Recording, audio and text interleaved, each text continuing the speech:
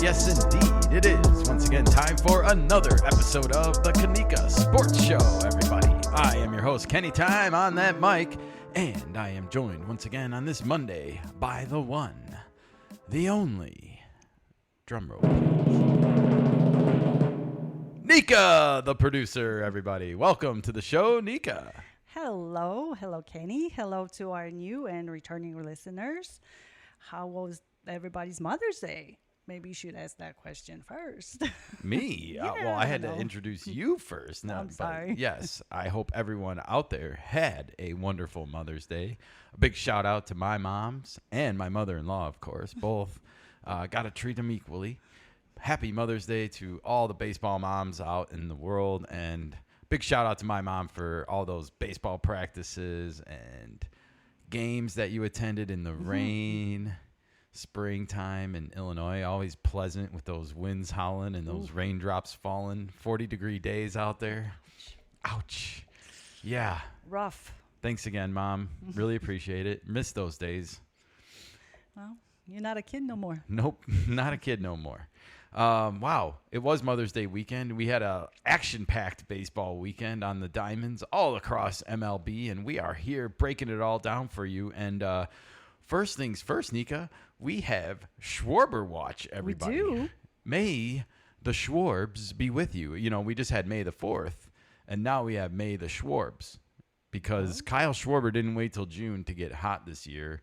He started his hot streak in May, and actually he just started it last year. Is that how far we have to go back? It is how far we have to go back because according to my math, the Phillies have played 40 games this year, and Kyle Schwarber right now has a 46-game on-base streak. Wow. Nika, do you have that slide up? I do. Yeah. Let's watch this beautiful home run swing from the little Bambino last night. This was in Cleveland, the Sunday night ESPN game, and MLB posted this alternate angle of one of his two home runs. He drove in all three runs, by the way, in the Phillies' 3-0 victory. So it's just all things coming up Schwarber right now for the Phillies and for Kyle. And yeah, let's play it. We can just kind of talk over this one. It's just a crowd cheering and stuff, but good streak going here for Kyle. Wow. And this is his final year with the Phillies. He's a free agent on the end of the season. It's amazing how that happens, isn't it? I know. Just go on these big streaks right when you need to get paid. I mean, more power to the players that are able to do this, you know, because I think we've seen things go the opposite way where the pressure mounts on the player and they don't necessarily perform up to what they want to make. And then they wind up in a pickle in the offseason because no one wants to pay them or they have reservations. True. But do you think Kyle's going to be a Phillies for life? Ooh. Yeah, I think they cave and sign him. Yeah? I think, it's just it's a little bit of a scary proposition, right? Because you're going to have Bryce Harper, Trey Turner, and Kyle probably locked up for some big money long term. And you just don't know when the fall off is going to be. And is he going to hold up? I think he will. Yeah, I think he will too. You know, little huskier guy, but at the same time, he has not spent a lot of time on the injured list. The biggest time, I think, was when he was with the Cubs in that World Series year. He was out almost the entire season and then gets activated right before the World Series. He was even playing in like fall league games to get ready. I remember this happening like in real time in 2016. So. But Kyle fits with the Phillies really well. He does. Fits with that group of guys, and he's been there for 4 years now. Yeah. I hope he stays. It's interesting. He got let go by the Cubs first before Bryant, Rizzo, and Javier Baez got broken up because the Cubs didn't re-sign him. Okay. And that's probably one of their biggest franchise mistakes, I think, is he just would have looked really great going in. Maybe, you know, is he going to be a Hall of Famer? That's the one thing, you know, and then, well, we'll wait and see. All right. I think he's got a little bit of a ways to go, but it's not impossible. Fair enough. All right. Well, we had high drama in the desert this weekend, Nika. Is it always? We actually had some high they call it theatrics in baseball, which we don't get a lot of, right? But we started on Friday's podcast with Yamamoto and the big start in the desert, and he kind of got rocked for the first time this year. Yamamoto? And the Oh, no. Diamondbacks won game 1 of this big 4-game showdown in the desert. And then we had game 2 on Friday night, and things got heated early.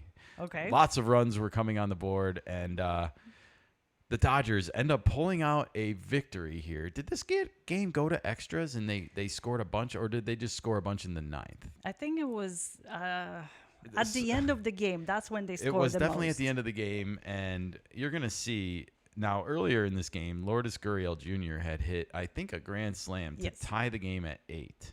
Mm-hmm. They were down 8-4, and you're going to see his home run and his reaction after hitting that home run. And then underneath it, you're going to see video of Ohtani hitting the game-winning 3-run homer in the top of the 10th or the 9th. I don't remember exactly which inning. And you're going to see his celebration, and we're going to talk about it afterwards. Okay. All right. Let me Let's play it.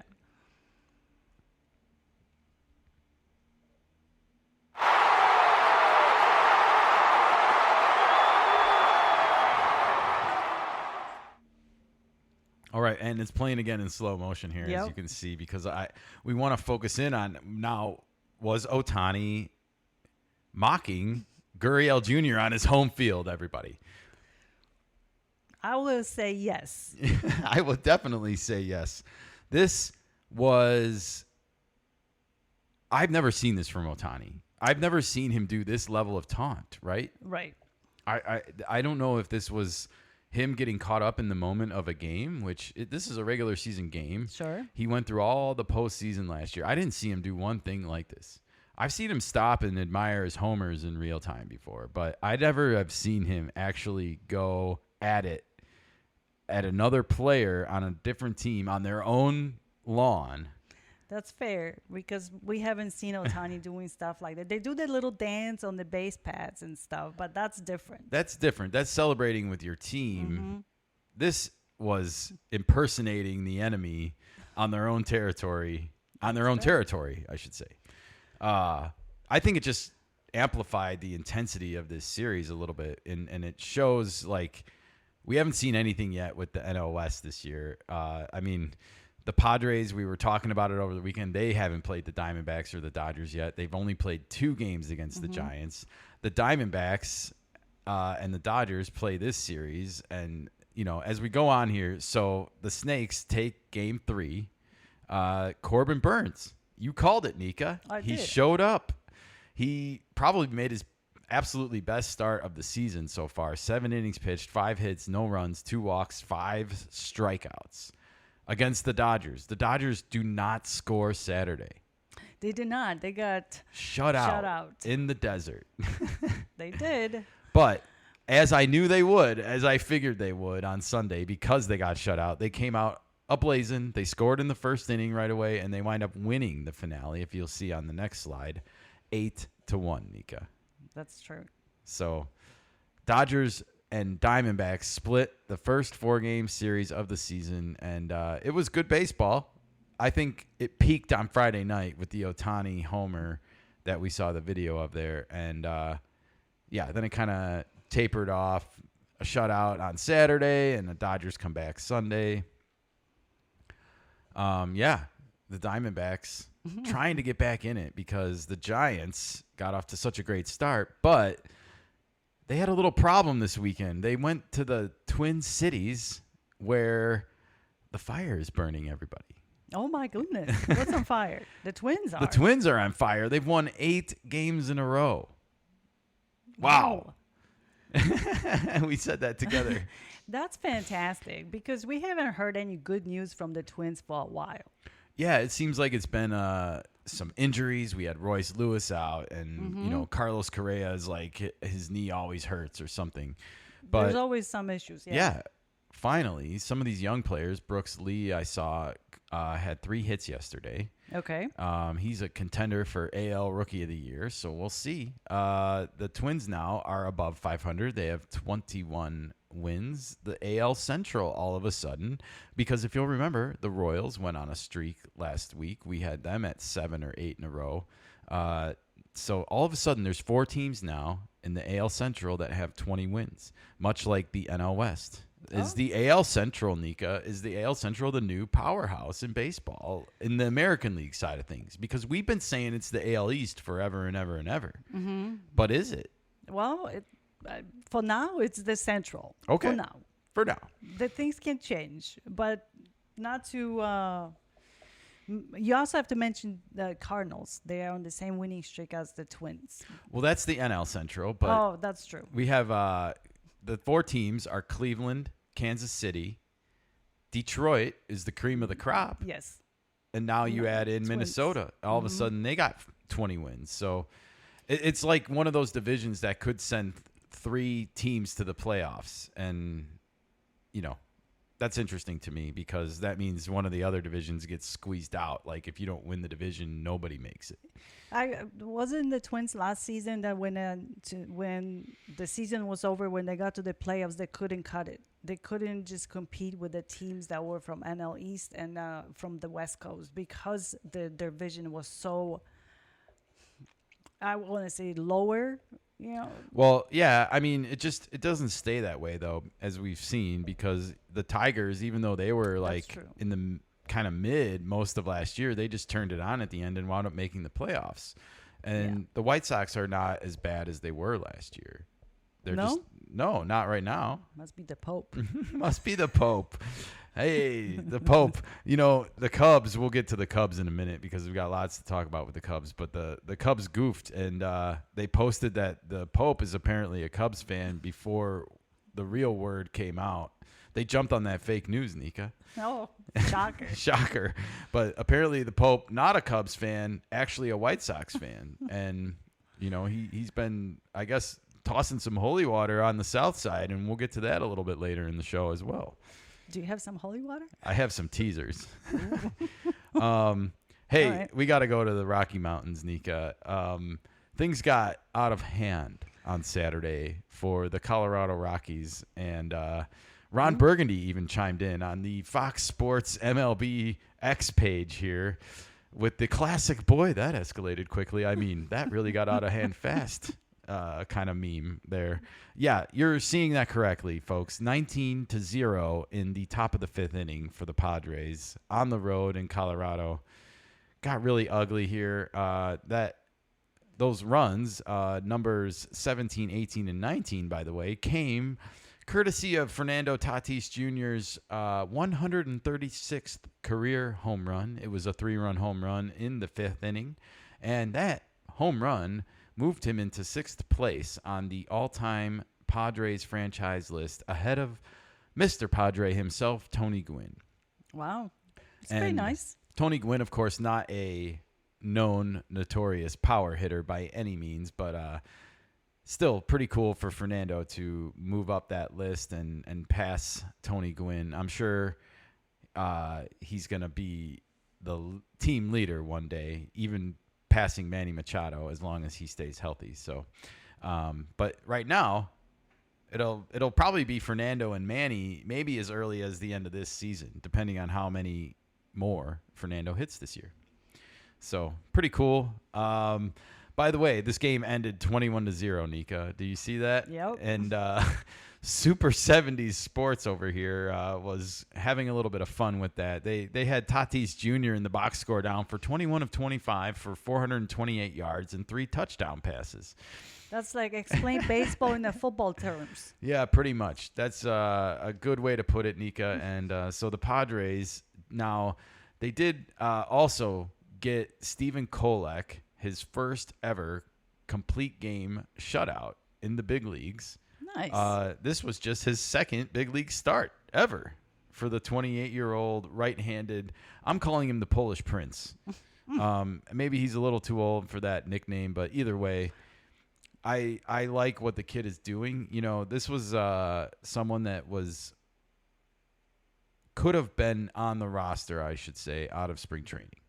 He was competing for that 5th starter spot, and Kyle Hart got the nod, and we saw how things went for him. He had some ups and downs as a Padres starter, and he got sent back down to the minors when the Padres had this stretch where they were able to go with 4 starters for a week.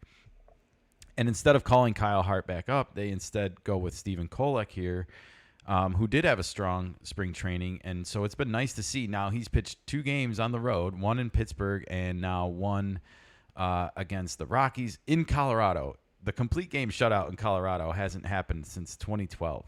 Wow, that's impressive. That's It is over impressive. 10 years. 13. And you should also note the score here, 21-0, is the largest lopsided complete game shutout for a starting pitcher since the 1800s. Wow, I didn't know you can score 3 touchdowns in a baseball. Well, you can. It's not against the rules. I guess it's not. Now, this does lead me to ask you a question, though. Does baseball need to institute a mercy rule? Like, we called it slaughter rule when I was a kid, and if you were up by 10 runs after a certain amount of innings, we called the game. Yeah. I'm just asking the question. I'm not like trying to go soft or anything here, but I feel like there's just way too many position players pitching, and we don't need that. You know, like nobody needs that. And instead of putting in shortstops to pitch, just I guess like we don't want to burn bullpen arms. I get it. So let's just call it. Let's just call it a night. If there should be a certain rule, whether it's 10 or 15 runs after the 7th inning or something. We don't need those final 2 innings of.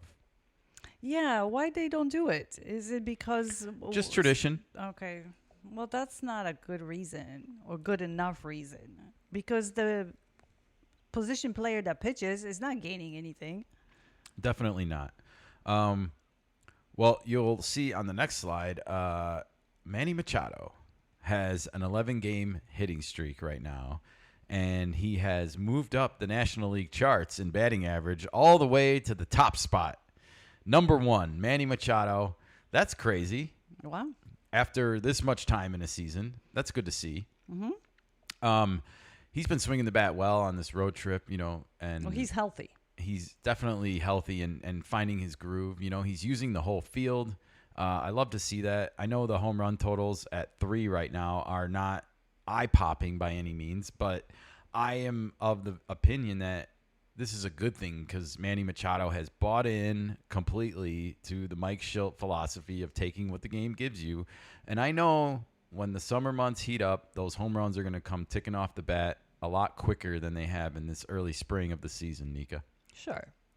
All right. Well, it was not all good news for the Padres. They did lose that final game yesterday. I had a sneaking suspicion after the game got so lopsided on Saturday that there was just going to be the inevitable letdown, you know, and it's the final game of a 9-game road trip and everyone wants to go home probably. Yeah. And everyone thinks that they're just going to go out there and show up and win. And they forgot to actually show up and play. So they do lose the finale, but it wasn't enough for Bud Black. Who is that? I'm just kidding. Bud Black, the Rockies manager, was ceremoniously dismissed after the Rockies win on Mother's Day. Third base coach Warren Schaefer, as we can see in this X message from MLB here, was named the interim manager. And Clint Hurdle, a name we mentioned a few weeks ago when he was hired as hitting coach, is now the bench coach, which is interesting to me because he does have major league managing experience. So there is still a few people there in the organization that have had the top seat. So they can lean on that for advice or whatever on how to navigate the rest of this season. Notice I said interim manager. I mean, would Pujols take this job? We know he's looking for a managing job. Maybe. I mean, what's his connection to the Rockies? We know that the Pirates did not go with Pujols. I don't know if he would have considered the Pirates' job, but you got to figure any team with Skeens would be a job that you would want. But they didn't give their new manager the interim tag. The Rockies have. So the Rockies are going to be manager shopping right now. And I just want to remind the Rockies that Albert Pujols Is available. wants to manage. He doesn't have a managerial experience. He does not. Well, did he manage a team for the World Classic at some point? I think he's going to be, or he managed a LIDOM team, the Dominican Republic League or something like. But yeah, he wants to get more into managing. Absolutely. Gotcha. The Rockies released a statement here from their chairman and CEO. Our play so far this season, especially coming off the last 2 seasons, has been unacceptable. Our fans deserve better, and we are capable of better. While we all share responsibility in how this season has played out, these changes are necessary. We will use the remainder of the 2025 to improve where we can on the field and to evaluate all areas of our operations so we can properly turn the page into the next chapter of Rockies baseball. I want to thank Bud Black and Mike Redmond for their contributions to the organization their 8 years here. I appreciate their hard work and dedication and wish them nothing but the best going forward. So pretty standard stuff here. I don't know how they turn the page without, they have to bring real change to this organization. And I don't even know if they have the right owner, to be honest, to do that. So good point. We'll wait and see. The Rockies are now 7-33 after 40 games this year. They are 19 and a half games out of first place after 5-6 weeks of the season. Horrible record. Horrible. All right. Well, speaking of managerial firings, we just talked about the Pirates. They hired Don Kelly, and they did not give him the interim tag. And he is, after his first weekend managing, a winning manager, Nika. Oh, nice. Congratulations on your first weekend. Now, I don't know if it's going to get any better from here on out for you, sir. But for now, you have a smile on your face, and that's enjoyable. He also got his first ejection over the weekend. As manager. So that's got to feel good, right? Getting the old heave-ho from the umpire. For sure. Okay. All right. Well, this did not stop Paul Skeens from addressing the firing of Derek Shelton last week, the former Pirates skipper. And I happened to catch some audio of this because, well, the clock is ticking on the Pirates and Paul Skeens, and I'm very curious every time he addresses the Pirates team situation, so to speak, in front of a microphone. Let's hear from Paul Skeens, courtesy of 93.7 The Fan out of Pittsburgh. Thank you. Fortunately, I wasn't shocked. At the end of the day, we're 12 and, 27, 26, whatever it is. So someone's got to be held accountable. Unfortunately, right now it's him. It's just kind of how it goes, but I don't know that it fixes the root of the issue, which is that we need to play better. So that's been the messaging today. It's been the messaging for a little bit now, and we still got to do that. Yeah, unfortunately. Yep. I think I didn't put those 5-second hangovers for you on all my video clips today, everybody. I screwed up today's show. Just wanted it on the record. Look at you. You take accountability. Yeah, I do. Better than the damn Pirates. Are you surprised, Nika? No. You know me. You know that I'm an honest soul. Shit. All That's right. for sure. Well, you know who else was pretty honest sounding here was Paul Skeens, because just reading the body language, it looks like he's looking at his watch like, when is this over so I can go pitch for a real team? You got the American Badass here with that headband on and that beard, and he just looks kind of like Rambo combined into a baseball player all at once. And yeah, I want to see Skeens do well, and he just looks unhappy already in Pittsburgh. Yeah. The honeymoon's over, everybody. Like last year, whatever got him through the season pitching so well, this obviously is affecting him already. We saw him give up 3 home runs in 1 inning to the Cubs recently. That's a good point. And he hasn't been pitching as sharp. He did do well against the Dodgers, and he does have a nice opportunity tonight. He is pitching against the Mets in the Big Apple. Ooh. And you know that all eyes are going to be on that game. Who are you going to take? The Mets or the Pirates? I'm taking the Pirates tonight. I think after the managerial shakeup and everything that's been going on, it just causes one to refocus. All right, let's go with So, the Pirates today. I think the Pirates are going to take down the Mets. I think Skeens is going to have his best start of the year. All right. I'm putting this in the red book of predictions. You should. And it's also, by the way, it's anniversary day for Paul Skeens because yesterday was his 1-year anniversary of his major league debut. And if you look at the numbers here, thanks to Pirates Muse, we have 31 games, 181.2 innings pitched, 14-7 record, a 2.18 ERA, 44 walks to 217 strikeouts. That's quite a ratio there of strikeouts to walks, and a 0.95 whip. Anybody that's doing a under 1 whip throughout a calendar year is pitching really well. Okay. And that's his anniversary, 1-year anniversary. That's nice. Yeah, he's definitely He's going to play living good. up to the hype, I feel like, as a number 1 draft pick, prospect, and all the, and he got here so quickly because he went to college. So, look, the clock's ticking, Pirates. You got to do something. You got to put a winning Product. team around this guy, but not just that. You got to put a winning culture in the building, and you got to really change Pittsburgh culture going forward. I think the fans are ready for that. They definitely would come out and support this team if there was a winning culture instilled. I firmly believe that, but I also think, well, we learned something about the Pirates that we're going to address a little bit later that needs to change if this is going to change. So hold that thought, Nika. We got to move on. We got to talk about another pitcher in the National League Central, and he made his major league debut over the weekend. We talked about it on Friday. It was Cade Horton for the Chicago Cubs, and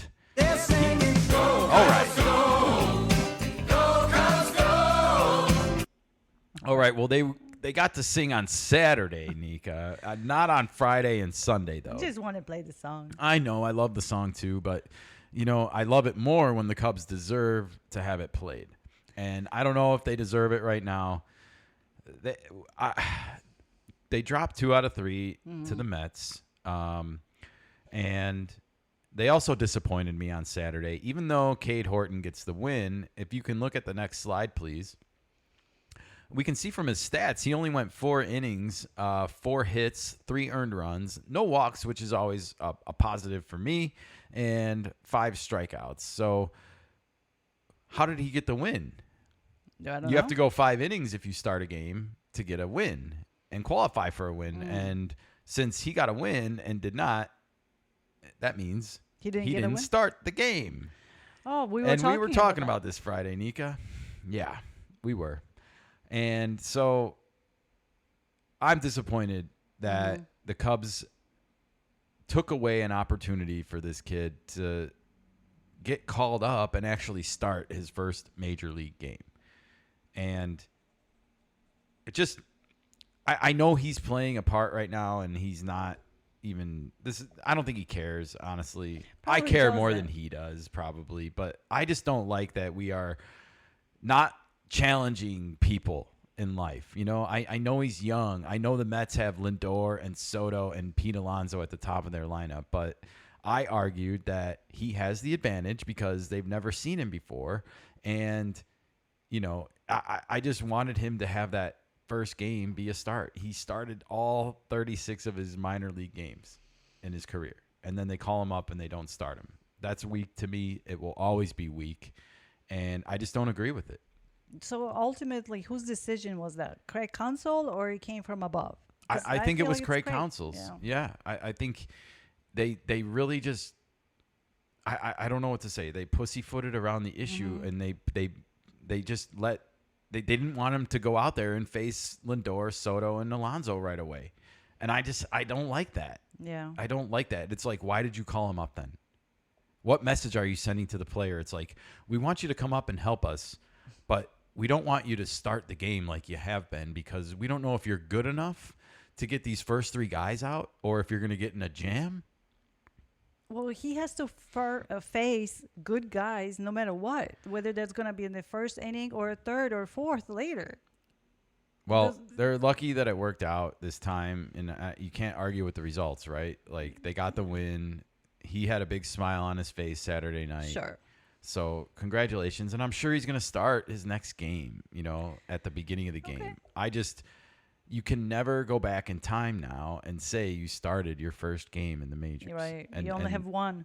And that's it.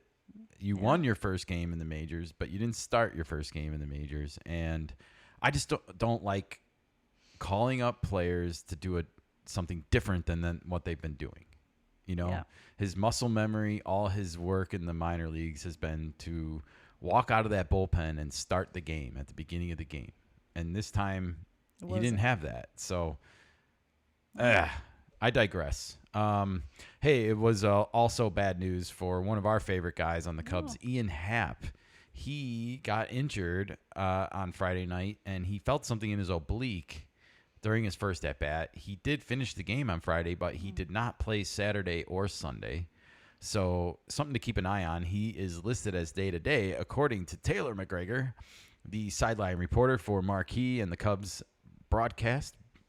But this gave Craig Counsell a pretty interesting opportunity over the weekend because Ian Happ is usually the leadoff hitter for the Cubs, and in his place, it was Pete Crow Armstrong leading off for the Cubs. And I was kind of personally excited to see this because Pete has obviously unbelievable speed. We all know this. And he also has power. He's a dynamic player. And I just feel like it was an interesting experiment to see, right? Mm-hmm. Like, he reminds me a little bit of what Tatis could do to the Padres, which is he can give you that power threat and that speed threat right off the get-go. And, like, he can score runs really easily.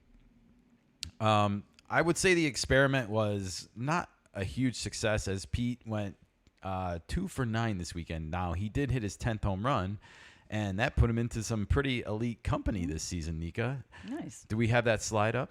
Yeah. All right. Well, as we can see, there are now only 3 players in Major League Baseball that have 10 home runs and 10 stolen bases this year, and that is Pete Crow Armstrong, Kyle Tucker, his teammate, and Shohei Ohtani. So when it comes to power and speed right now, these are the 3 best in the major leagues. And impressive.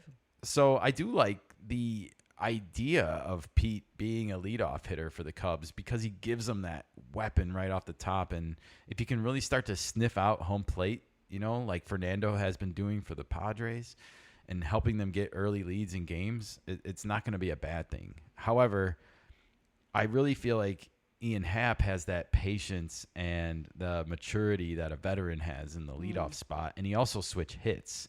So he can never be put off on a offhanded matchup, I guess.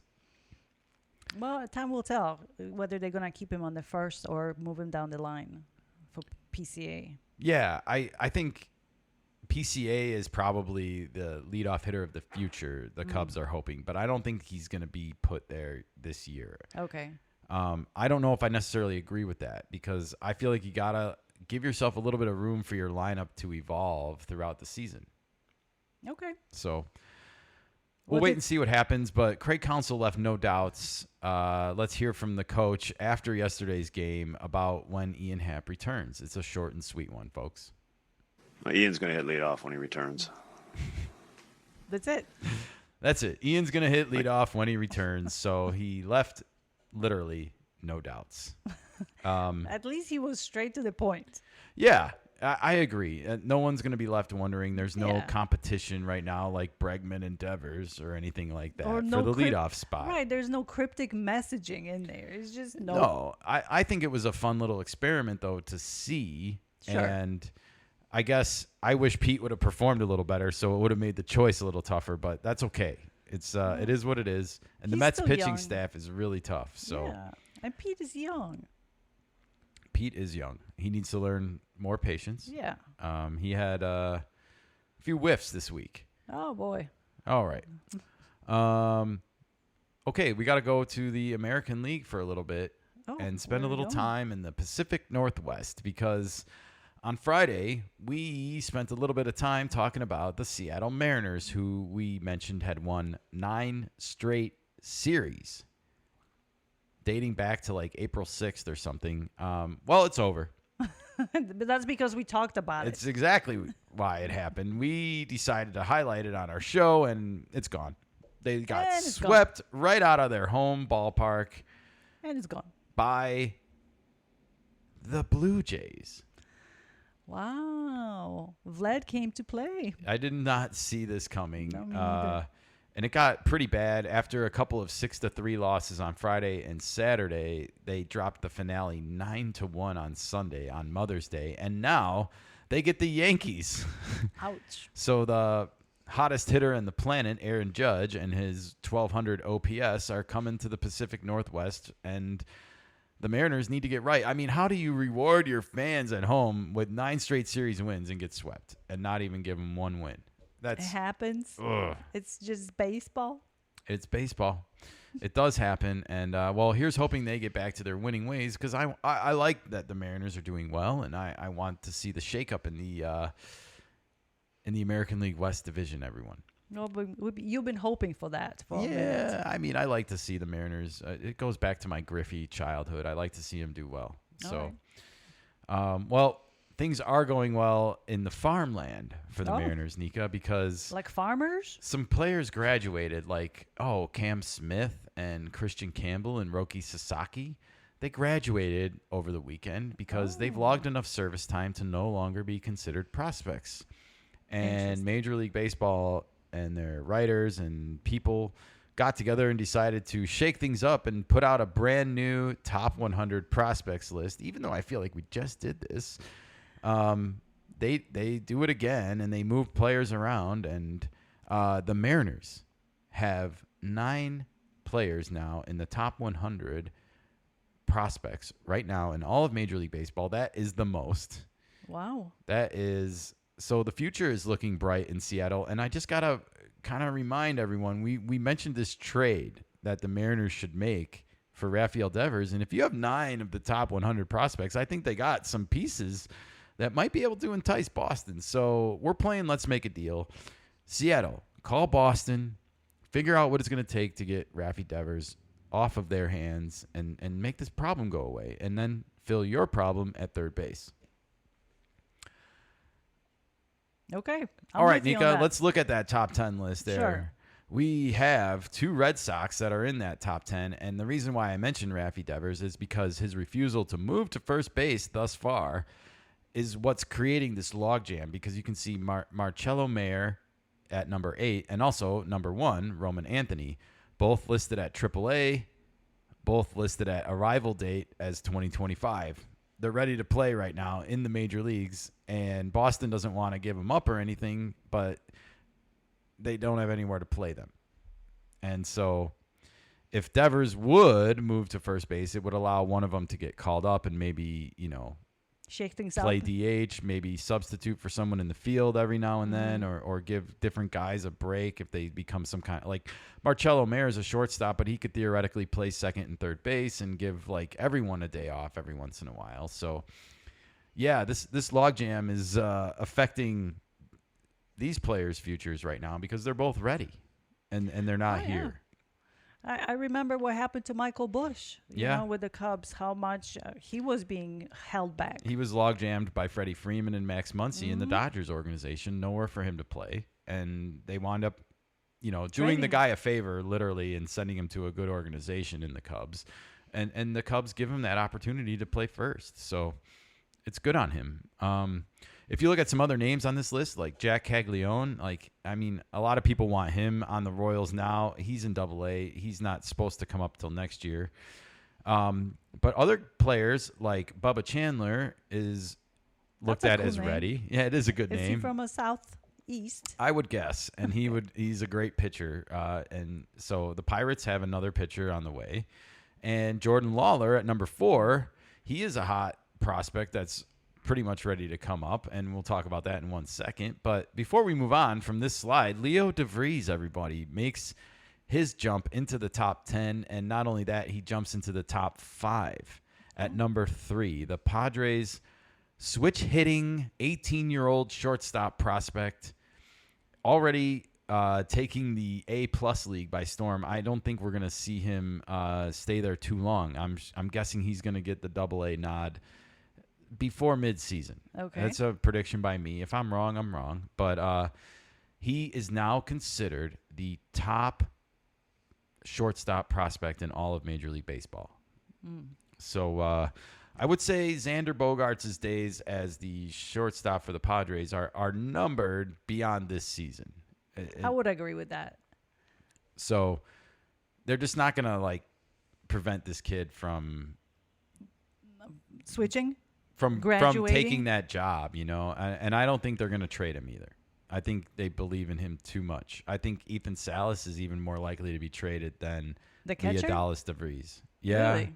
I don't think they want to trade either one of them. But if push comes to shove and there's an opportunity to win a World Series this year and you have to give up one of them to do it, then I would choose Ethan Salas, as much as it pains me, because I don't want to let this kid go. He's just too damn good looking. Well, the Padres really do need a shortstop. They do need catching as well. You do. but- I love Xander, and I love his attitude and his work ethic, but I think we all can agree that he's not the shortstop of the future. No. All right. Well, we do have Jordan Lawler. Is that the next screen? Yep.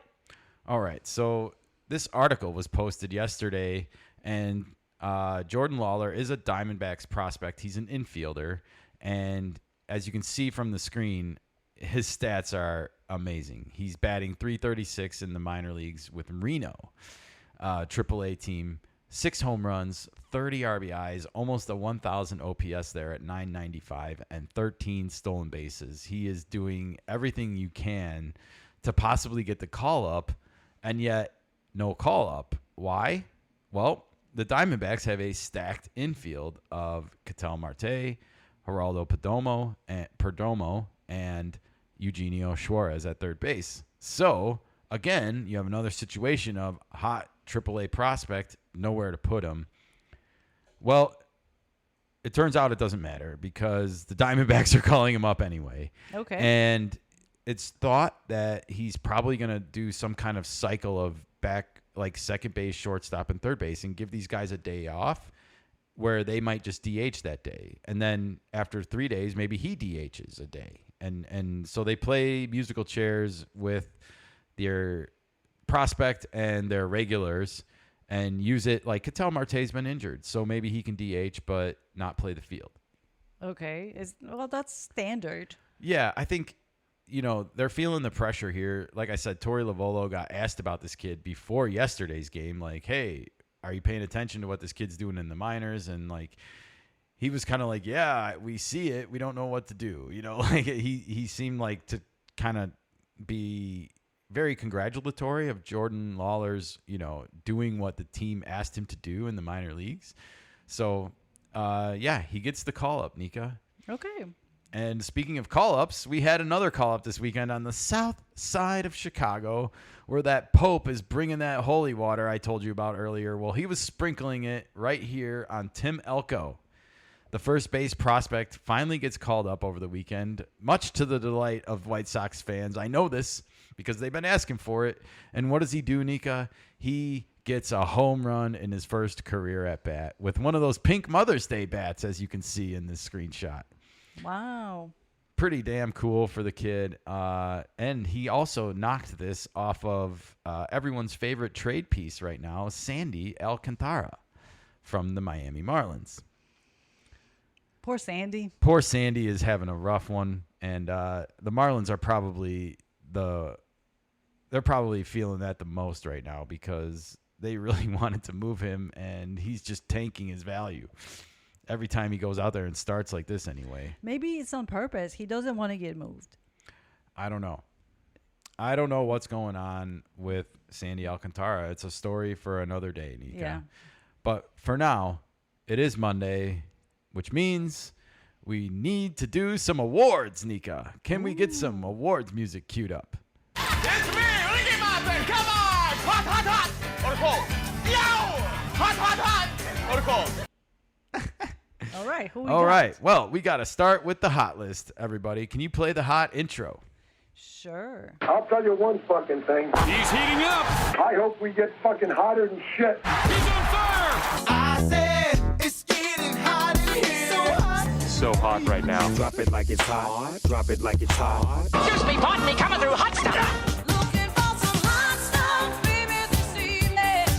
I need some hot stuff, baby, right. tonight. Yes, indeed. It is time for the hot list, everyone. And we are starting with number 1 with a bullet, and it was a Rocky. No shit. No. After the manager gets fired, he had the hottest hitter all week. I don't think that's right. Ryan McMahon, the third baseman for the Colorado Rockies, he goes 9 for 18 with 2 doubles, 3 homers, 4 RBIs, 8 runs scored, and look at that, 6 walks. That is jacked up his OPS for sure. He had a 500 average, a 625 on base, a 1.111 slugging. That's a cool number. And a 1.736 on base plus slugging. He was the hottest hitter on the planet this week, Nika. Wow. Yep, totally caught me off guard because, I mean, I just didn't remember him doing anything too crazy against the Padres. He did, I believe, hit a home run yesterday in their win, but obviously no runs on Saturday. But the Rockies did have a weird late inning rally on the Friday night game, which was kind of scary for a minute for the Padres. So maybe he did some damage during that time period that I'm not remembering, but either way, It's nice to have a Rocky on top. it is. They won something this year. They won the hottest hitter award week for this week. Mother's Day weekend. Exactly. Or Congratulations, Ryan McMahon. nice. All right, number 2, it was Helio Ramos from the San Francisco Giants. So even though his team went cold in the Twin Lakes in Minnesota, he stays on fire. He was 10 for 20 with 3 doubles, 2 home runs, 7 RBIs, 4 runs scored, and 2 walks. That was good enough for a 500 average, a 560 on base, a 950 slug, and a 1.510 on base plus slugging.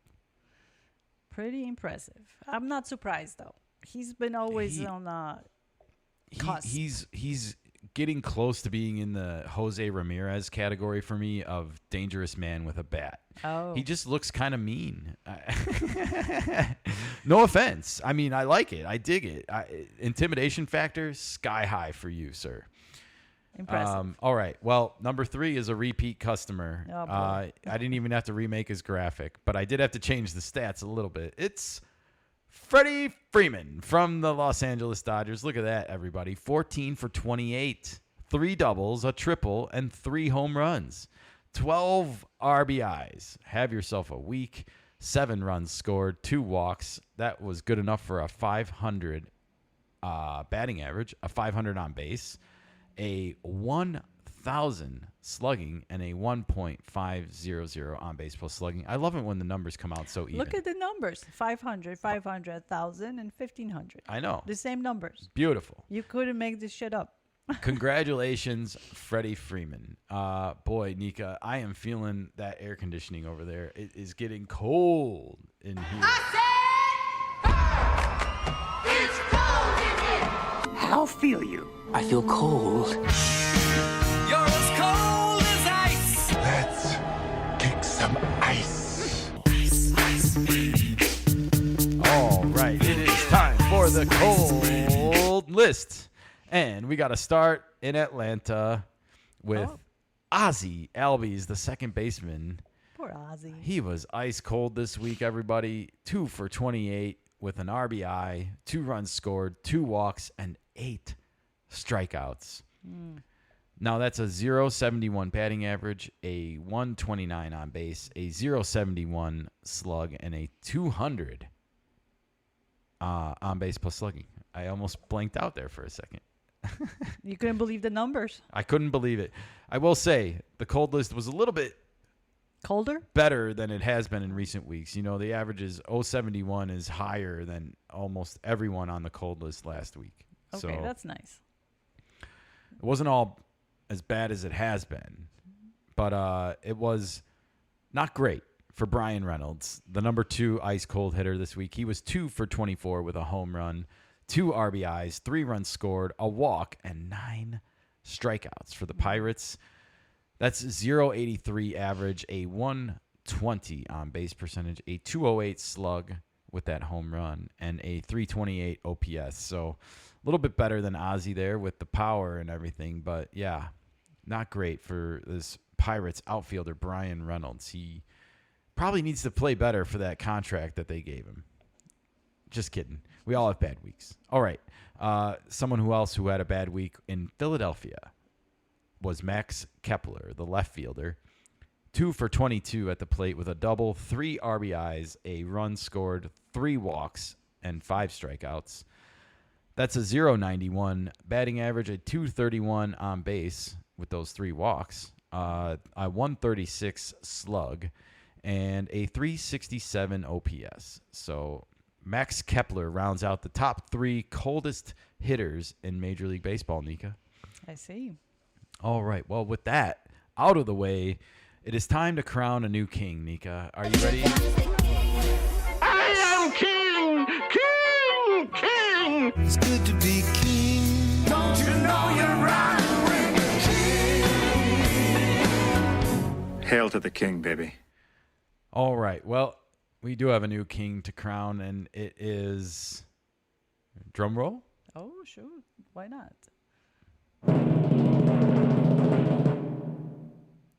You ready? Flip the switch. It is Shohei Ohtani. Oh, nice. He's the first home run king for this year. I mean, first time for him. First time For home him. run king for him this year. I'm sure he had it last year a couple times. Possibly. I don't remember. But yes, for this year. Yes. And it was not a tie this week. He owns the crown alone with 4 home runs. No. He was the only Major League Baseball player with 4 home runs this week. And as you can see, the distances were 386, 403, 426, and 426. Hitting those last 2 in Arizona the same distance. Crazy how that works out. But looking good there on the throne, Nika. Yeah. Shohei Ohtani, his first Home Run King award of the 2025 season. And I'm guessing it won't be his last. I don't know about you. What happened to his crown? What do you mean? Kind of fuzzies. I put a glow on it. Oh, that's Maybe what that's that why is. it looks a little soft. It looks a little soft out of Fine. focus. I like my graphics, everybody. It's nice. I love it. All right. Well, it is time to meet our meeper Ooh, this who is- week. Meep, meep. Meep, meep. And it was Junior. Junior? Who's Bobby Witt Jr. Oh. Hey, yo, Bobby. The Roadrunner this week, everybody. Bobby Witt Jr., 5 stolen bases. That seems to be the magic number. It seems like it always ends up as 4 home runs and 5 stolen bases, right? Well, considering that they have 1 or 2 days off, so it's Yeah. 1 a day. 1 a day. Yeah, It's enough. That's a hard work. I know. I just want to see someone go crazy and get like 7 once or something. Like, Oh, 2 in 1 game maybe, or yeah, that would be yeah, nice. get 2nd and 3rd at once. Oh, tall order. Very taller. No, just kidding, everybody. Bobby Witt Jr. Meep, meep. Meep meep. All right. Love the and- graphics though. Oh, me too. Thanks. I love the Roadrunner. We live in the Roadrunner territory, so we see all of them. We do. And they are fast, everybody. Oh. All right. Well, can you cue up some Ferris Bueller for me, please? Hey, bada bada bada bada bada, so wing bada. Hey, bada bada bada bada, so wing bada. Kennedy, Kennedy, Kennedy, Kennedy, Kennedy, so wing Is he bada. saying Kennedy in there? I think so. I don't know. Okay. I know the swing bada bada bada part because we used to do that when we were kids, and that's where this all came from. But this is the big whiffer, and it is not a stranger to this award. It is Ellie De La Cruz with 13 Ks this week. What happened? I don't know. Terry Francona, I thought was going to reach this kid, but it's a work in progress, everybody. It's his first season with the new manager, and it doesn't all fix itself at once. That's true. But hopefully he's got his wing around the kid, and he's got some good coaches around him because he's got needs it. so much natural ability. You just want to see him harness it and unleash. Yeah. But he's young, And we see how long it takes to mature. It takes another 5 years sometimes to get to the point where you're patient enough and you've seen your 1,000 at bats and you know what to expect coming out of pitchers' hands. You can start to see pitches better and more easy. Correct me if I'm wrong, but he was in the waiver list last season a few times. Oh, yeah. That's why I Okay. brought it up because, like I was hopeful that with Terry Francona becoming the new manager that they were going to eye in on this as a major problem and a huge way to help the team get better. I mean, if Ellie De La Cruz is putting the ball in play even 10% more often, think about that. 10% more often. That means he's going to 3 out of every 10 times he's going to get on base again. And it's just going to create more runs and more havoc and more craziness. This guy has so much speed and wheels, and he might not have it forever. He might have to adjust later in his career, but for now, he's got it. So you want him just making contact with the ball and even legging him out if he can. So he's got to find a balance, just like a lot of players, just like Fernando, just like Pete Crow does. These guys that have power and speed, they need to figure it out with the plate discipline. Gotcha. All right. All right. Well, we got to turn our attentions back to Boston, Nika, because More we drama? had Lucas Giolito, the pitcher. He got his first win since September of 2023. I think he had a Tommy John, right? And he was out all of last year. This is probably good news for Red Sox fans because they need him to be pitching well to meet where they want to go this year. Some more drama. Oh, well, speaking of Red Sox and drama, we brought this up because we have to talk about Rafael Devers, and we have to follow up from Friday's podcast where we spent quite a bit of time talking about the Rafael Devers situation with Boston and how they want to move him to first base, and he doesn't want to move there after they unceremoniously dismissed him from third base earlier in spring training when they signed Alex Bregman. And just to recap our feelings on this really quick, we stand with Rafael Devers. We don't think the Red Sox should have even signed Alex Bregman to begin with, and they just didn't need him on their team. It's a nice, shiny toy object, and I'm sure there's arguments to be made by fantasy baseball players worldwide about why the Red Sox should have signed him, but I don't think so. I think team chemistry is a real thing, and I think the Red Sox were already pot committed to Rafael Devers being their team leader. And so when you take a team leader and you embarrass him and you put him in a situation where you kick him out of his position and then you come crawling back to him and say, like, well, will you please play first base now? It's a totally different position and you're not that bad with the glove. I mean, we didn't mean to be so hard on you. Like, give me a break. You guys made your bed and now you don't want to sleep in it. Yep. And they blame everything on him at the end of the day. They did. So what did they do? They had a meeting with the owner of the team. They skipped the general manager. Apparently, it was Red Sox owner John Henry and Red Sox manager Alex Cora in a 3-person sit-down together with Rafael Devers to try and iron out this whole situation. And I guess convince him to play first base? Was that what they intended to do here? Possibly. What else? What was the other intent? Well, we're going to turn it to Bob Nightingale over here. I had to show the headline for this article and we're going to show this again a couple times because Bob Nightingale wrote this really long column this weekend about Pete Alonso and how he's locked in at the right place at the right time with the Mets. And he is having a phenomenal start to his season. And I think Bob Nightingale works out of Arizona. And the Mets were in Arizona earlier this week. I think he spent some time with Pete Alonso, interviewed him, and wrote this nice Sunday write-up about him. And that's not what we're going to talk about because at the end of this column, if you'll look at the next slide, Nika, there's this little thing at the bottom that says around the base paths. Mm-hmm. And this is where some Red Sox follow-up came in. It says the Boston Red Sox are performing their own version of, quote, Cool Hand Luke these days. What we've got here is a failure to communicate. While MLB executives believe Boston Red Sox GM Craig Breslow has done a rotten job in his communication with Rafael Devers, trying to persuade him to move on to first base after already moving him from third base to DH, Devers doesn't look great for his unwillingness to do so. Really, Bob? Was he in Why? the meeting? Why doesn't he look great? They just told him that he's not a good enough fielder to play third base, and yet they want him to go play a brand new position that he's never ever played before, and do it with a wink and a smile. Like I understand. We talked about the logjam in the Boston Red Sox farm system. I understand how everyone wants to will this into existence because it's what's best for the Red Sox, but none of this has been the best for Rafi Devers. And in life, we need mutually beneficial relationships with people. And right now, the relationship Rafael Devers has with the Boston Red Sox is not mutually beneficial anymore. It might have been last year when he signed the deal and they told him, like, hey, you're going to be our third baseman for the next decade. Wrong. And Not then they this go out season. and sign Alex Bregman, Alex Cora's former cheating mate from Houston.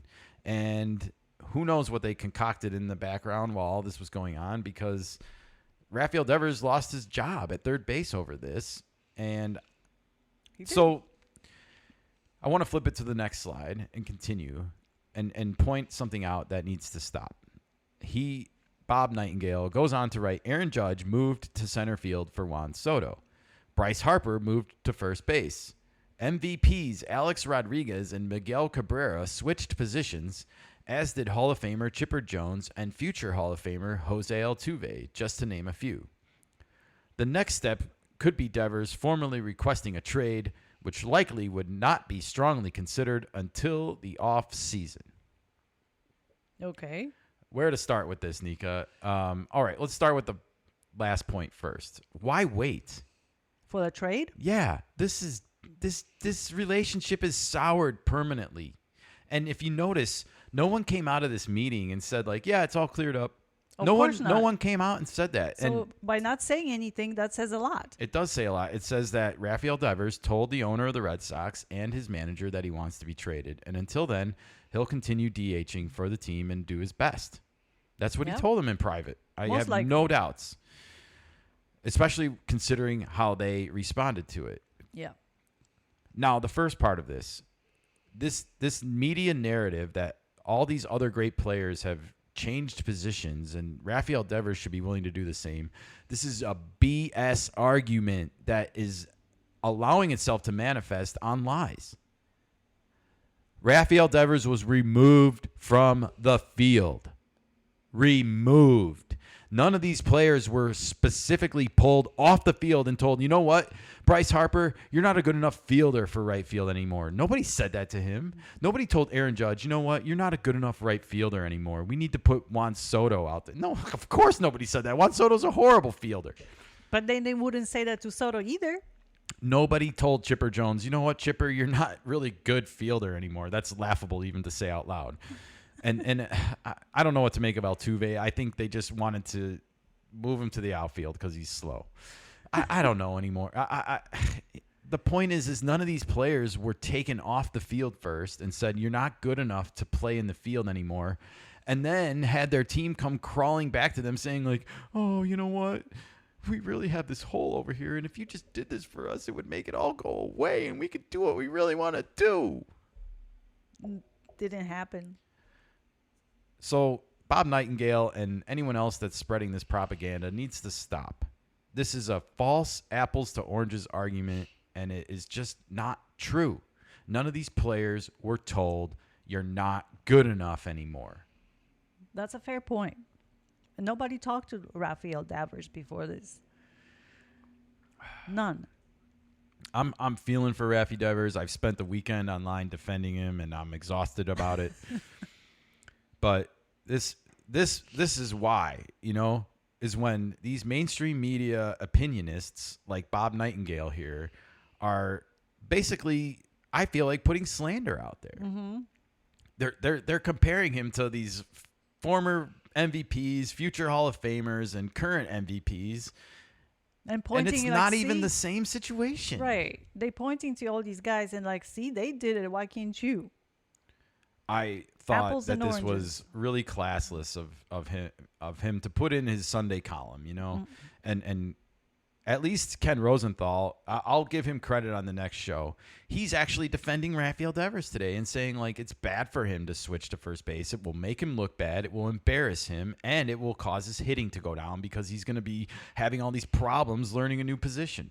In the middle How of is that season. good for the Red Sox? In the middle of the season. I wish I would have had time to clip that for you, but maybe we'll talk about it on the next show. All right, I think I've breathed and exhausted my Rafael Devers thoughts here. Can we actually move on? Because we got more from this article. This whole stupid around the base paths segment at the bottom of this article. Now, if you really want to go and read what Bob Nightingale wrote about Pete Alonso and how much he glazed him and for his start with the Mets, feel free to go and check that out. This article is unlocked on USA Today. But there were more nuggets, Nika, at the bottom of this article from around the base paths. And I had to actually crop them out individually one by one to go through these one at a time with all of you because there's some really interesting information in here and things that we need to talk about. Okay. The first one is that, am I ready to read? The Los Angeles Dodgers plan to jump into the free agent fray for Cubs outfielder Kyle Tucker this winter. They may not be the high bidder, but they'll surely keep everyone honest, just as they did when they were in the Juan Soto sweepstakes. Hey, Nika. Yeah. Did the Dodgers keep everyone honest when they defaulted Ohtani's contract by, what is it, $70 million a year? No, they did not. Jesus. I mean, the audacity of these people sometimes to put these thoughts into existence. Yeah. It's mind-boggling sometimes. The biases. How is this good for baseball? It's not. Juan Soto on the Mets is better for baseball than Kyle Tucker on the Dodgers is. Yeah. I mean, this is absolutely ridiculous. The Yankees going for Kyle Tucker is more fair and honest in this situation because they obviously want to replace Juan Soto eventually with somebody. Yeah. And Kyle Tucker is that left-handed right field bat that has similar numbers. Yeah.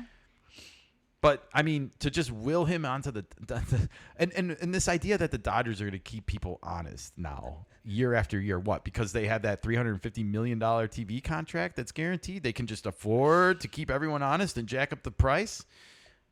It's laughable. This whole thing is a joke, and the framing of this is a joke. And if you ever wonder how things get willed into existence, Nika, and how the rumor mill gets churning like an off-season buttercream factory, here you go. Next slide. Fox Sports, MLB, our good friends. Will Kyle Tucker be a Dodger in 2026 via Bob Nightingale? I mean, He was all over this. Now there's a graphic with Kyle Tucker, MLB rumors, Dodgers plan to jump into the fray. Come on. Can we play the season first? Can we allow the Cubs a little bit of dignity and let them have their exclusive negotiating window with him? He is their player right now. He is theirs to negotiate with. Have some respect. Yeah. The media jumps the shark so much. Sometimes it's really disrespectful for the players. It is. It's so embarrassing how much they go to bat for New York and LA. And until you start following it every day on a regular basis, you just it goes unnoticed. But it is so nauseating week after week after week of this crap. Yep. All right. Well, there's more nuggets from this column, Nika. And speaking of New York, the Mets. I guess because they can never have enough of a good thing, they are looking for more outfield help as well in the form of Luis Robert Jr., apparently. We get our first legitimate trade rumor for Luis Robert Jr., and it has him going to the New York Mets. The White Sox are even eyeing up one of their prospects, Blake Tidwell. So if you're a Blake Tidwell fan and you're a Mets fan, grab some Kleenex. He might be on his way out of town. But at least it's not a Kyle Tucker situation. It's somebody else. I know. And it's the other Chicago outfielder that's on the block this time. And I hope Luis Robert Jr. gets moved. You know, I think out of all the players, he had to endure the season last year and just these hard times for the White Sox. You know, he was on the last playoff team in 2021. It's hard to believe the White Sox were in the playoffs in 2021, but they were. And Luis Robert Jr. was on that team. They got swept right out of the Minute Maid Park at the time. I think it's renamed now in Houston, but it's been downhill ever since then. And I think he just needs a change of scenery so that he can have a fresh start. I agree. All right, and the next slide, I had to screenshot this because it's like the classic no shit Sherlock moment of the editorialists column, where we have several contending teams have already begun sending their scouts on the road to scour the market for potential available relief pitchers. It will be a seller's market with so few high-quality relievers available this year. Hey, Nika, were there just a plethora of high-quality relievers available last year? I guess. We didn't get the memo. 2023, 2022, were they just grapes on a vine? Yep. Like, pick him by the Dodgers. You know, by the time we get to every other team, nothing's left. you know, if you spend any time at all listening to our show in the past 2.5 years since we started doing this, you will know that pitching is a premium in Major League Baseball right now. Hell, I've even considered dusting off this old left shoulder over here and earning a couple $1 million myself. Oh, yeah? Well, crossed my mind. Okay. I mean, it's such a high-paying job right now, and it's in demand. It makes you stop and wonder sometimes. That's all. But to say that this is going to be a seller's market, it's like, no kidding. It is every year right now. It's always a seller's market. If you look at the Padres were almost considered the favorites to win the World Series last year strictly because of the bullpen moves they made at the trading deadline by getting Tanner Scott and Jason Adam, right? Well, you know what? Dodgers have 13 pitchers on the IL. Well, and that's the thing. You have these entitlement franchises going on here, like with the Dodgers, with this whole situation that's come up with them, because they think they can just buy any hole on their team that crops up. You know, they don't have to do anything creative anymore as an organization. They don't have to fill holes internally. They can just go buy whatever they need at the time. Karma is a bitch. It is, and it's going to come back to roost. I mean, you might already starting to see drippings of that with Blake Schnell, because he's going to see the doctor today, last I heard. And he still is having problems with his shoulder, even though nobody, and that's a doctor, can find anything wrong with him. I would suggest looking at his head first if it were me, but that's nobody's asking. No one's asking. All right. Well, let's move on to St. Louis from this column, because Bob's just all over the Major League map here in this Around the Major Leagues segment at the end of his Sunday opinion piece. The St. Louis Cardinals are not receiving any interest in third baseman Nolan Arenado after he rejected trades this winter to both the Astros and the Angels of Los Angeles. Nika. Well, I see why. I thought the Yankees were interested. Yeah, Red Sox were until they signed Bregman. And people point to that rumor. People point to that rumor as the reason Devers should have known that they were going to replace him. Like he's supposed to believe every Ken Rosenthal rumor in the offseason every year. Like, the man has no time to read rumors. He has to play the ball. Why? I don't understand this idea. Like, he has to follow up the mainstream and the rumors and everything else. What's going on in his neck of the woods? Yeah, because I don't know. the team is not talking. Well, Arenado is an interesting figure right now. Yes. We haven't spoken about the Cardinals too much, but they are on an 8-game winning streak of their own right now.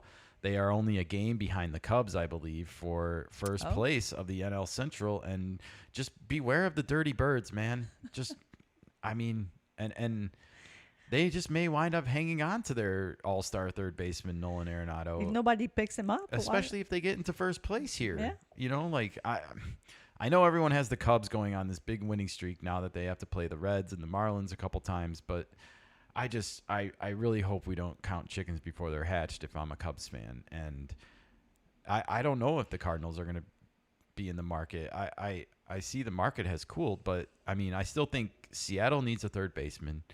The Cubs need a third baseman. Yep. So it'll just be at some point, if the Cardinals do drop out of it, are they going to do what's best for the team and get rid of him and get something back for him?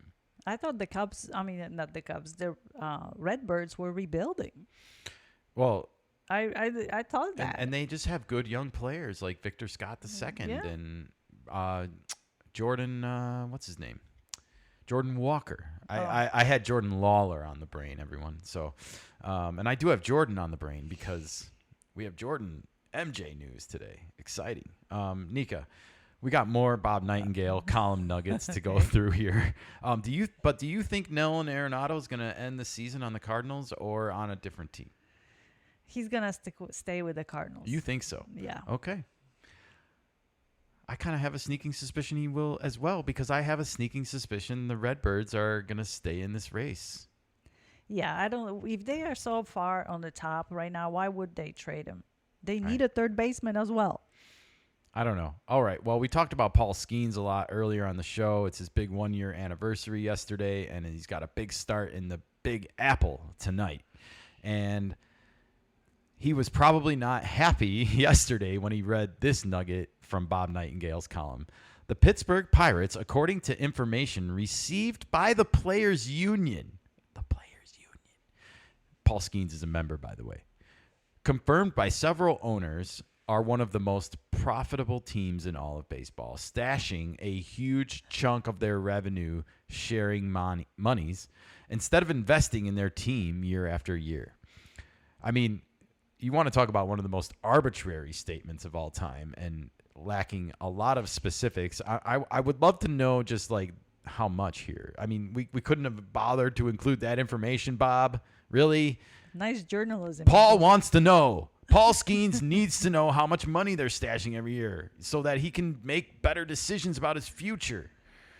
That would be great to know. It would be, wouldn't it? So on behalf of Paul Skeens, Bob, I'm asking you, can you please amend this column and send us a message when you do so we know and include the information. How much money are the Pirates owners putting in their pocket every year? Yeah. That would be helpful. I think there's probably some customers in the Pittsburgh market that might want to know as well. I would guess. But the sad part is they don't spend on the players at all. They don't spend on anything to enhance that Pirate team. Skeen is there for what? Not another 2 more years, 3 years, give or take? Yeah. They should be supporting him by giving him players, defense that can contribute. You know, the Pirates could have brought in a profar this offseason to play left field instead of Tommy Pham. They could have brought in a Michael Conforto. And I'm not saying things went great with profar or anything with what happened in Atlanta, but at least it would have shown the fan base that you were spending. Yeah. That you believe in the pitching. I mean, Paul Skeens is just one person. He cannot win games by himself. I know, but they don't even have bad pitchers like on paper. They don't. They have Bubba Chandler coming up as a prospect we just saw. Number 2 overall pitching prospect. Don't they have Mitch Keller as well? He's Keller. Really good. They have Andrew Heaney. Yeah, They have that's Mitch another one. Keller. They have names that are capable of eating innings for you. They just don't put any runs on the board. I think they got no hit in a spring training game. That rarely happens. I don't know. I really wish they would have gotten a better left fielder to put because they have Brian Reynolds in right. They have O'Neal Cruz in center, and they probably need some infield help. Brian Hayes has been a huge disappointment. They invested money in him, and it's not worked out. His OPS is below 700. It's really bad for a corner infielder. So if I'm Paul Skeens and I'm looking at this, I'm going to go knock on the door and start asking some questions. All right. Nika, there are more nuggets from the Bob Nightingale column. Boy. And they involve our favorite team, the Great Baseball Experiment. And we have an update on Shohei Ohtani, the pitcher, everybody. The Dodgers are holding back Shohei Ohtani from pitching until after the All-Star break, believing there's no sense in hurrying him to the mound while he continues to put up MVP numbers at the plate. Nika, your thoughts? Well, okay. I guess that's a good thing. They don't want him to re-injured the Tommy John that he had. I don't understand their babying certain players, but not babying other players. Yeah, I think this is just a little bit surprising considering we had always heard May. May. I even think Roberts had said at one point May. So to go from May to July, I wonder. Are they being truthful about it? Well, I just wonder, are we having velocity issues here? Are we not seeing the fastball get up to speed as fast as it used to be? You're not going to know. I They're know. not going to tell you. And I think this is probably the most secretive player in all of baseball, to be honest, especially considering he comes from a foreign country and he has a translator. He doesn't even speak for himself most of the time. So it allows you to have a shield at all times, kind of. And so especially when it comes to something like an injury or anything like this, I don't think we're going to ever really know until he's out on the mound and we see it for our own eyes in a game. Yeah, that's true. But it's odd because we've been told since last season he's going to return in May to pitch. Yeah, even it does feel like that. And there was even talk about him being a reliever in the postseason last year. And that kind of quickly got squashed, but it did linger for a minute. Even Dave Roberts was like, yeah, maybe. Yeah. I remember in September he said something about it. It does make you wonder whether there's something wrong with his recovery or with him pitching again. I wonder mean, if he's older. had just trouble building the velocity back up. It's his second Tommy John. Yeah. And And we it see always takes DeGrom, longer. right? He had 2 Tommy Johns, and he's come out and said, I don't want to pitch 100 anymore. Yes, and he's And he worked. gets scolded for it by the MLB establishment knuckleheads on television. Who never pitched, most likely. Probably not. All right. Well, my other comment about this that I have to make is that it would be I didn't grab the screenshot, so I'm once again holding myself accountable, but I want to remind the audience that MLB in the offseason, without telling anyone, without releasing a press release or anything like that, just took an eraser and changed the rules of one of their bylaws involving two-way players. And they made it so that a player like Shohei Ohtani did not have to basically reapply to be a two-way player because he didn't pitch last year at all. And the way the rule was written was that if you didn't pitch for a year, you had to re-earn your status as a two-way player by pitching and playing the field a certain number of days. And because they changed the rule, they gave him an extra year. So they backed it to the last 2 years instead of the last year. And in doing this, they have essentially given the Dodgers an extra roster spot the entire year so far, and not made Ohtani re-earn that two-way status. If they had not changed that rule, basically they would have one less pitcher on their staff right now because they would not be able to carry him, or one less position player, I should say, because they would not be able to carry him with that two-way status. So he would have been only as a DH on the staff. Correct. On the So roster. because he's on the roster as a two-way player, they get to have an extra position player Yes, I see on the that. roster or an extra pitcher. I'm not exactly sure which one now that I'm Well, they thinking get about an it. extra player regardless. They do, and that's an unfair advantage. It is, considering nobody else gets it. And I just happen to feel like the longer this gets pushed out, the more unfair this is. Because if he's pitching in May, I don't really think it's a big deal. And to be perfectly honest, I feel like once you've pitched a certain amount of innings in your major league career, you should get that two-way status and maybe not lose it. But maybe there's an argument to be made that you should after a certain amount of time too, so that you can't skirt the rules like in this situation. Because I kind of feel like this started off as one thing and it's slowly trickling and spiraling into something else, all in the name of caution, and of course no one's not going to call criticism on something like, oh, well, we're just being careful. And it's yeah, but you have this extra roster spot as a result of this, and that's not right. It's not fair to the other teams. And it's not fair that you just went and changed the rule with your literal eraser and you didn't tell anyone about it and you got busted and you never really addressed it. And now the situation's getting worse. Yeah, and it's going to get worse if they continue with this. Because why would other team not ask of those questions? Why I don't can't know. we get another player? Not everybody's going to have a two-way player on their team. Of course not. And But and there I know needs to he's be a some- special player, but you can't just do that stuff Right. because of this. There should be some kind of bumpers put out to protect other teams from situations just like that. It's May 10th. Yeah. He's supposed to be pitching in In by May. the next 20 days. Yeah. And now you're telling me, and it's going to be over 2 more months. Half the season's going to be gone. You got this bonus player as a result of a rule change that no one else, it doesn't affect anyone else. They literally changed the rule for this one guy. Yeah. That's it. And no one wants to talk about it. You can't talk about it. Well, no one wants to be reminded of it when this news comes out. No one's mentioning this today. We are. That's the Kanika Sports Show. That's what you get right here.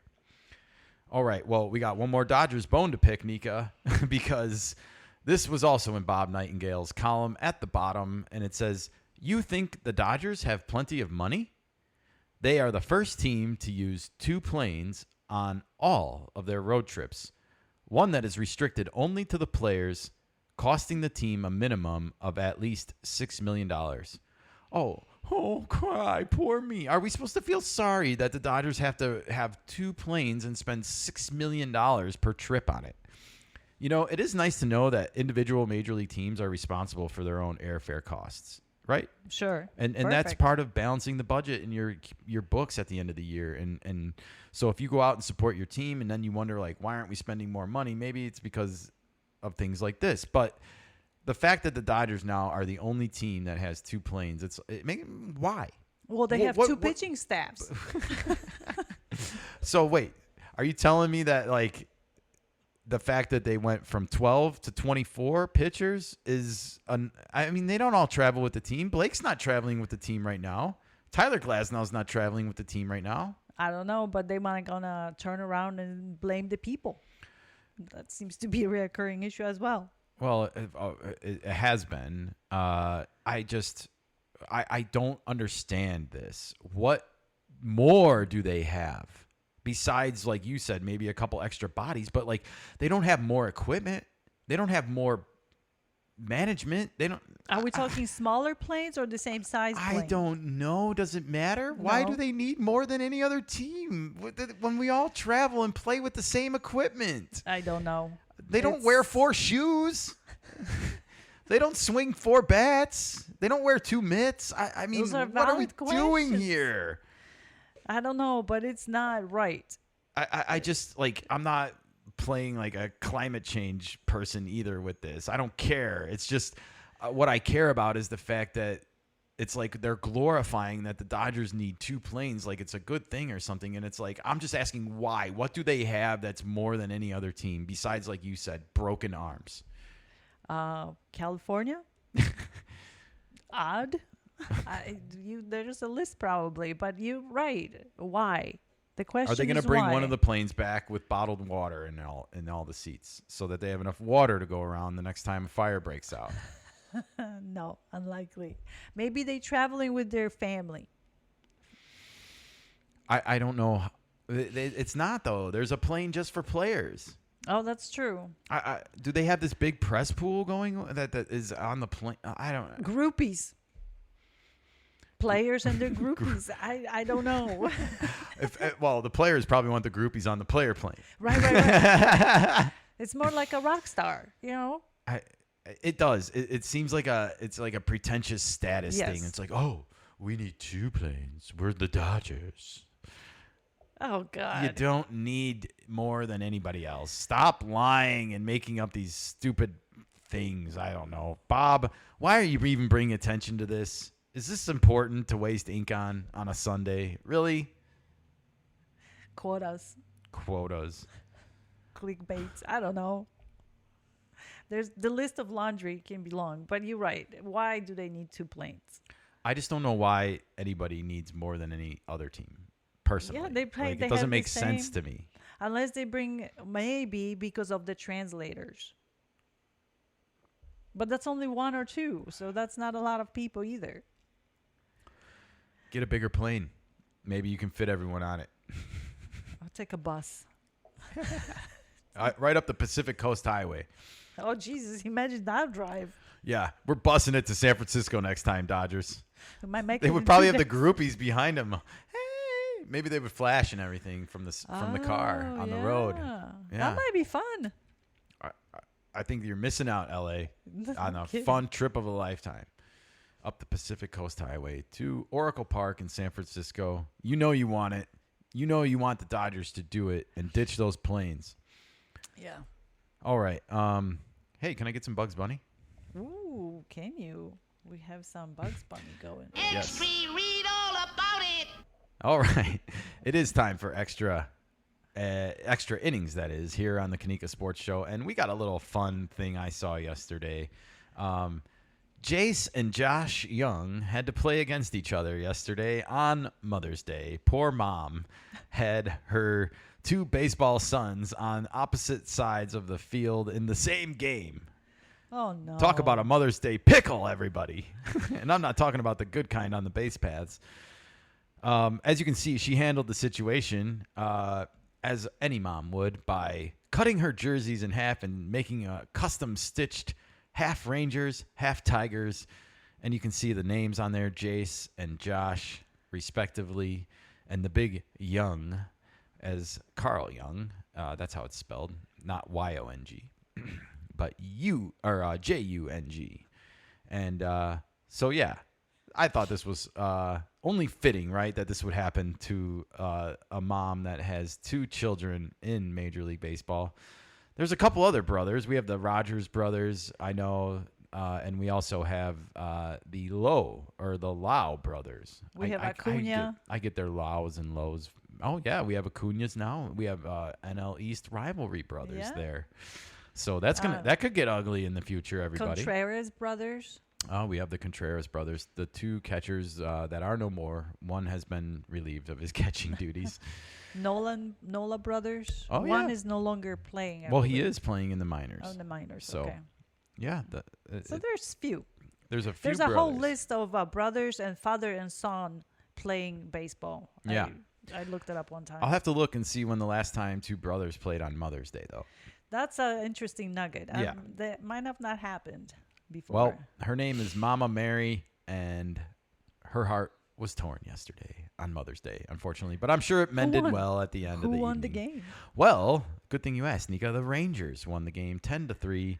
The Young brothers, by the way, were 1 for 7 combined on the day with just a single, so they didn't really do anything spectacular for Mom on either side of the field. Okay. Well, maybe next year, boys, and hopefully you don't have to play against each other next time, so she can go maybe to both games somehow. I don't know. that might be tough. Yeah, probably. Anyway. All right, well, that was this episode of the Kanika Sports Show. Thank you for listening if you stuck through all of it. We'll be posting clips of this on our YouTube channel, on our Rumble channel, and on X. We will be posting the full show on Apple, on Spotify, and on Odyssey.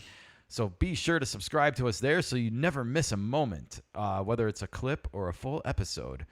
You can enjoy it all right here on the Kanika Sports Show. And we'll be back here all week with new content for you guys. We got lots going on. We got the NBA Draft Lottery tonight. And I'm going to be watching closely for doubles. And we also had rookie mini camp in the NFL over the weekend for the Bears. So we'll be getting caught up on some of that. And, wow, WWE, the storyline continues. That's for me. Thanks for, yeah, Nika wants to do cosplay during our next WWE podcast. Let her know what colors to wear and maybe what she should peacock with, everybody. Uh-oh, she's getting embarrassed. Exactly. Thanks. Hey, she can rock a lot, everybody. She is. All right. Thanks. No problem. Thanks for liking this video. I just told you to do it. And please subscribe. We appreciate it very much. All seriousness. And we have a coffee page, KOFI. There's a link in the description. And if you click on that, you'll be able to send us a donation. Doesn't matter if it's $1 or $100. We will put it to good use, most likely for coffee, to keep this show pumping out and pumping our veins. That's true. All right. I think I've talked enough. It's time to get off the air. Adios, everybody, and enjoy the week of baseball ahead. We'll be back here on Friday to talk about more baseball with all of you. Until then, adios. Bye.